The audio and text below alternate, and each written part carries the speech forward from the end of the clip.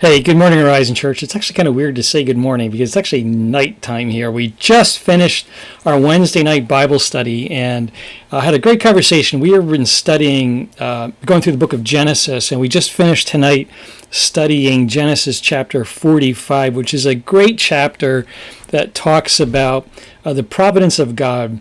This is a chapter where Joseph, you know the story. If you don't, that's all right. But Joseph has been separated from his brothers. Joseph was sold into slavery in his young year, 17 years of age by his brothers. He ends up in Egypt, and if you know the story, he's a slave, and then he's imprisoned, and he finally is able to interpret some dreams that Pharaoh had, and he gives Pharaoh some advice, and Pharaoh recognizes the wisdom of Joseph, puts him in command, and Joseph helps Egypt through 7 years of prosperity, followed by 7 years of famine. And those 7 years of famine are used by God to really to reunite the brothers, and all kinds of stuff is happening. But the brothers who sold Joseph into slavery, they haven't seen Joseph for 22 years. And they think he's dead. And they have been dealing with Joseph, but they don't know who it is. And finally, in chapter 45 of Genesis, Joseph reveals himself to his brothers. It's a moving moment. Joseph is overwhelmed with emotion. The brothers are terrified at first because they think, oh my goodness, this guy is helping to rule Egypt. He can execute us if he wants. But Joseph doesn't do that. He responds very kindly. And he actually makes a statement to them in Genesis chapter 45. He says, you sold me into slavery, but it was God who sent me here. And I think we may have, depending on when these things happen, when I actually use these, I may have talked about that already. But so we talked tonight about the providence of God and how it works and how God does things with human beings. And we chatted a little bit. In Genesis chapter 37, a really remarkable story to tell you, a true life story. I can't use names because it involves some people at church. I didn't ask permission, but you will know who you are if you watch this. But in Genesis chapter 37, we looked at this 10 weeks or so ago. And there's a great story when we are, for the very first chapter, when we're introduced to Joseph as a 17-year-old boy. Joseph's older brothers are all out taking care of the sheep. And Joseph is at home. He's the favorite of his father. You know, Joseph and the Technicolor Dreamcoat. Joseph and his coat of status that his dad has given to him. So dad sends Joseph to go look for the brothers. He says, go see how your brothers are doing. And Joseph wanders away. If I remember my facts from when we studied this, he wanders away like 50 miles and he cannot find his brothers anywhere. And he happens to be wandering around, and the Bible it seems to be saying he went as far as he was going to go. And he's wandering around the countryside looking for his brothers.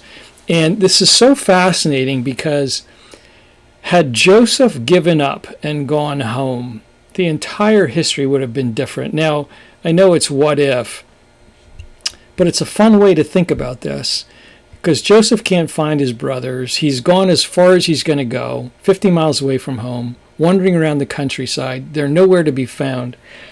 And had he gone home, everything that follows would have been radically different. And as he's wandering around in Genesis chapter 37, he has an encounter with a stranger. Don't even know who this guy is. And Joseph does not ask him for directions. The classic, the male asking for directions.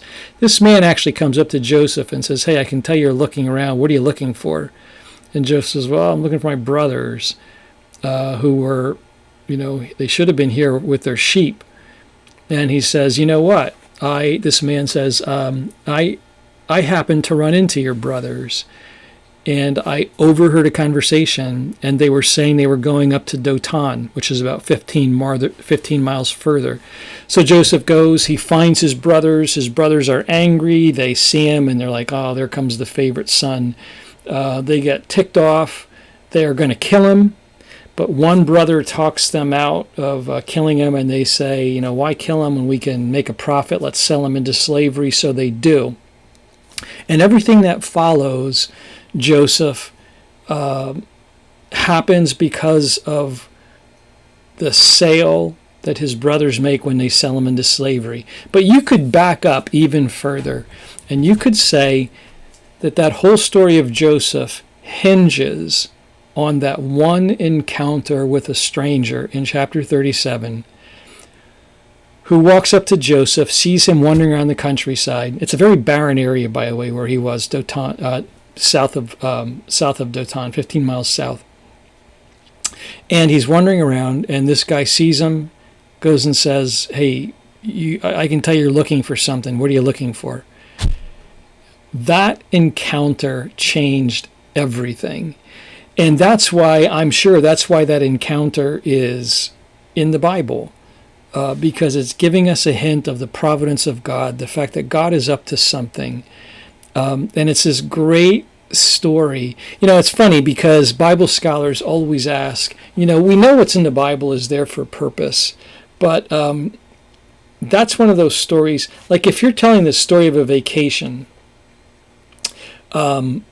you don't necessarily say, yeah, well, we stopped and asked for directions. We pulled over to the side of the road and make sure we were going in the right way. You don't include that in the story unless there's some reason to it. Like, yeah, it was really funny. Your dad got lost again. But generally speaking, you pull over, you look at your Google map or whatever. That does not make the story. This is one of those encounters that there's no reason for it to be there normally. It wouldn't advance the story in any way. Joseph can't find his brothers. That's the story. But the fact that it's included tells us it's important. And it's important because there is this one encounter where a man says, you look lost. Can I help you? And that man, not only is he there for Joseph, but he just happens to have met the brothers, and he just happens to have overheard a conversation, and he knows where they went. And it changes everything. Our story, your and my story, as followers of Jesus, it happened because of that one serendipitous encounter, if I can use that word, that one providential encounter that Joseph had with that man who says, I know those guys. I ran into them and I overheard where they were going. Changes everything. So I had asked when we were studying this tonight, I asked a serious question, like, does God still do that? Does God still arrange these kind of encounters? Is God still in charge of history? And several people told stories, personal stories, about their own lives and how God directed events and caused things to happen that were remarkable, providential, just showing that God is in charge. So I want to tell you a story that just happened recently. Now, for those, last night at our leadership team meeting, we were talking, I was venting a little bit about what's going on in our world and in our neighborhood, and there was just so much hurt out there, so much hurt that's happening. And for many of us, it's not a bad thing, but many of us still have jobs, we're still getting a paycheck, we still go home to families, we still have people who love us, we're still able to interact with people. And so for many of us, the big concern, and I'm not making fun of this, but the big concern is, I wish we could get everybody to wear masks. I do too. But I was talking at the leadership meeting about the fact that we're really unaware of the level of suffering that is going on out there during this pandemic. So we were chatting about that, and I mentioned one young girl who was here a little over a week ago. And I want to tell you her story about providence and what God was up to. Short version is, and I am not going to give you all the details, because I know that this young woman is hoping to connect with our church. But in the beginning of this year, pre-COVID, ended up in really dire circumstances through no fault of her own. And through a series of circumstances as COVID developed, lost a job, lost an apartment before before it all happened. And then, of course, COVID interrupts, and her situation went from bad to worse. She ended up being abused by somebody who should not have abused her. This woman is in her 30s.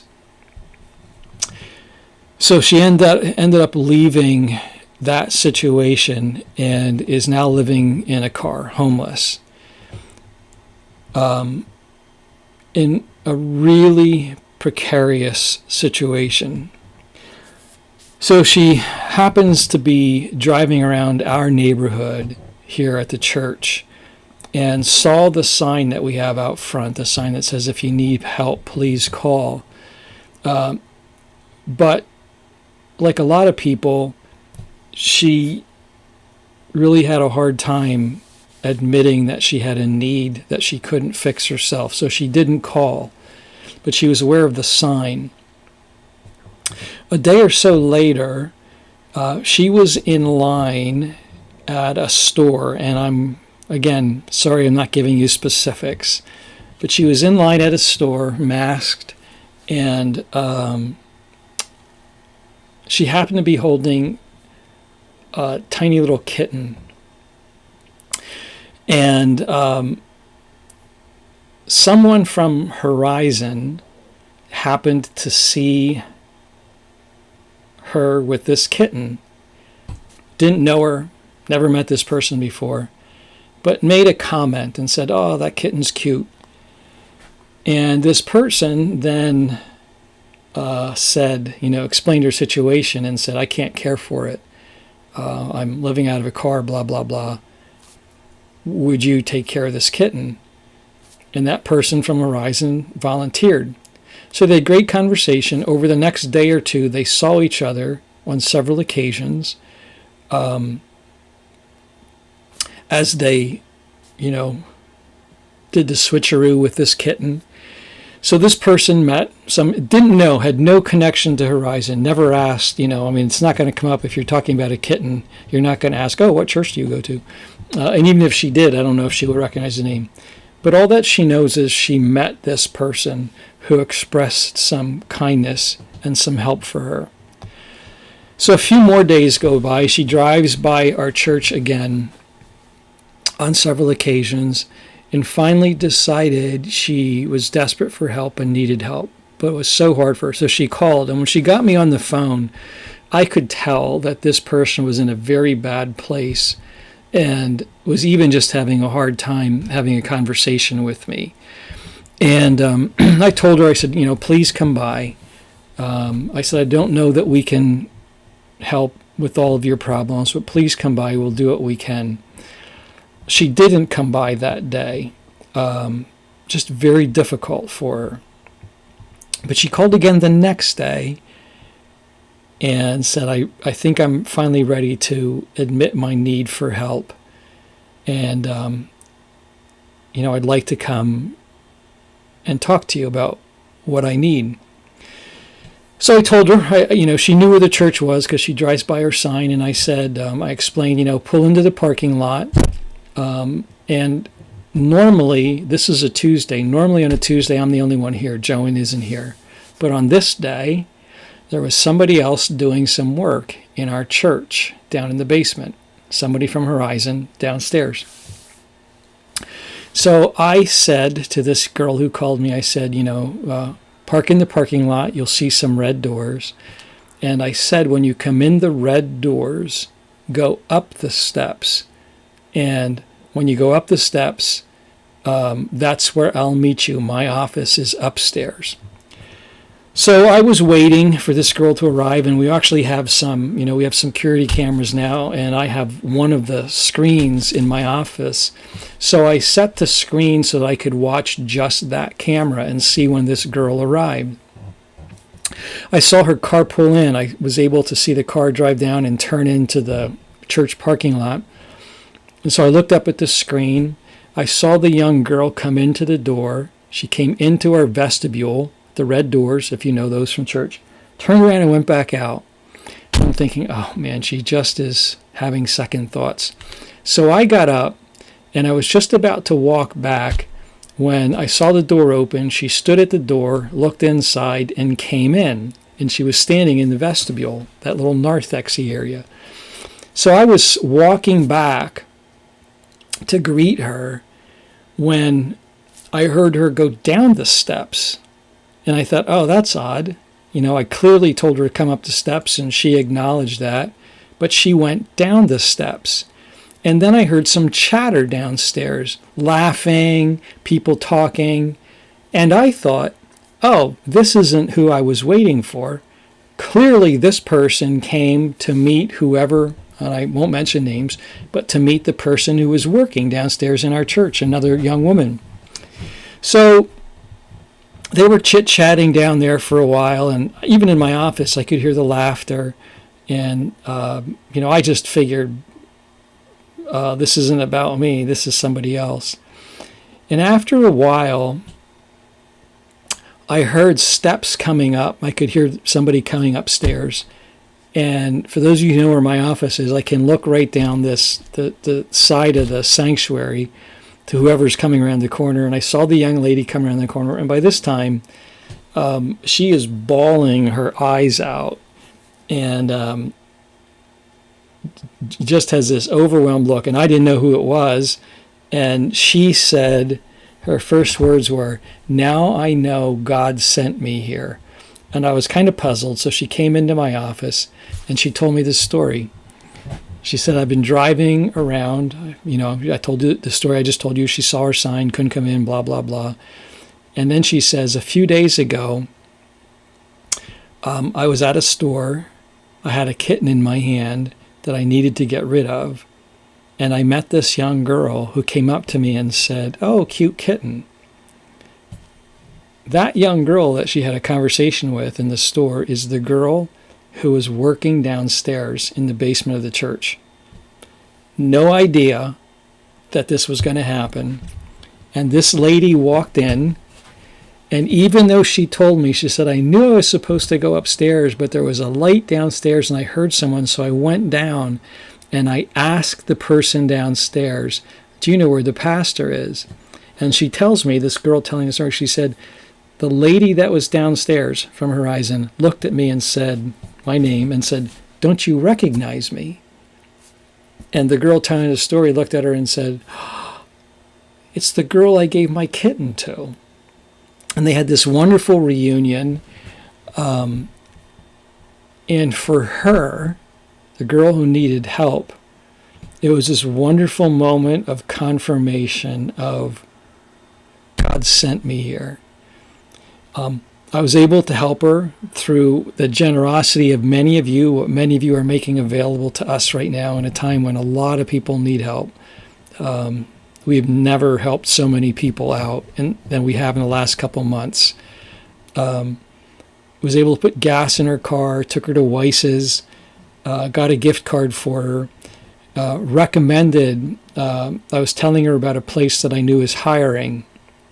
And even though she doesn't have an address, I gave her the phone number and I said, call this place. I know they're hiring. And by the time I got out of Weiss's to give her the gift card, she was sitting there again, just tears streaming down her face, saying, I called, they want to interview me. So she was going to leave right from there to go to an interview. She did call me like 2 or 3 days later. I've been in contact with her.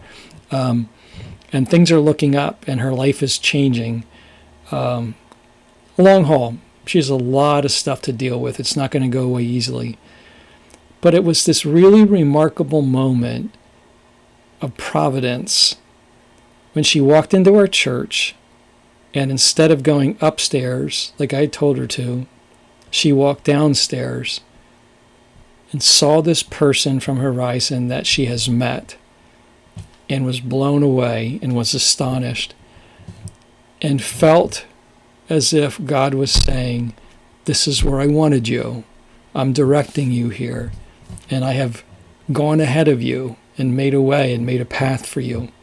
So I was thinking about that story tonight when we had a conversation in our Bible study earlier tonight about providence and does God still do this? And he clearly did it for that young lady. And it's so reassuring and so comforting for me to know that God is still in the business of redeeming human beings. And he can arrange encounters and he can arrange conversations, sometimes over a kitten.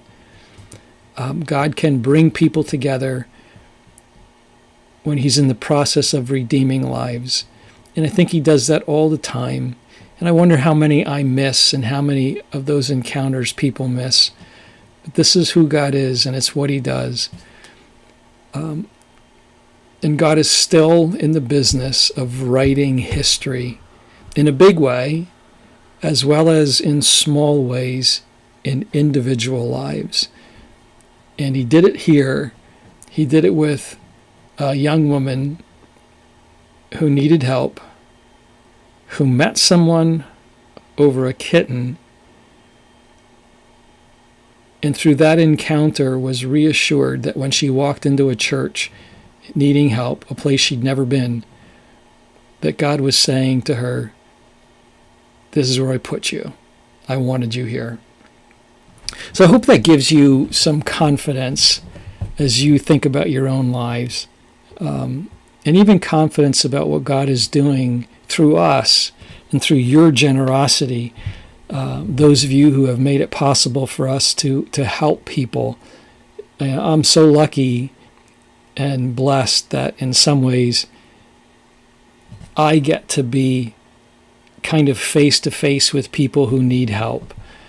But really it's you who make that possible. And this is a young woman who desperately needed help. And you guys did it. You made it possible to do that. So thank you. And know that God is at work. God is still at work, changing lives slowly over a long process, but it's what he's doing. So let me pray for her as well as for all of us in this reminder that God's still at work in our lives. God, I want to thank you for the conviction that we have that you have not given up on human beings. You have not surrendered your control of history. We cannot figure out, God, how you do it. We can't see you at work sometimes. Every once in a while, God, we see evidence of your work, as we did in the life of this young lady. But God, thank you for the conviction that you still are at work in human beings, in the lives of human beings. God, thank you for the privilege that we have had as a church. I thank you for that young lady from Horizon who has really gone above and beyond in reaching out to that woman who needs help. Thank you for her. And God, I pray that you'd be meeting the needs of this young lady who has such a deep hole to dig out of. I know, God, that you're capable of helping her, and I know you will. So I pray, God, for success. I pray, God, that she'd experience her faith growing in you. She'd be able to make good decisions and see her life change as you work in her life. God, I pray for people from Horizon who might be listening, who are struggling with this right now, who are feeling that maybe their life is out of control. God, help them to know that there is nothing too big for you, no problem too monumental. There's nothing beyond your power and your ability. Help them to help the people who need it to find hope in you. And I pray this in Jesus' name. Amen. Alrighty, everybody. Well, thank you so much. Love you all, and see you tomorrow.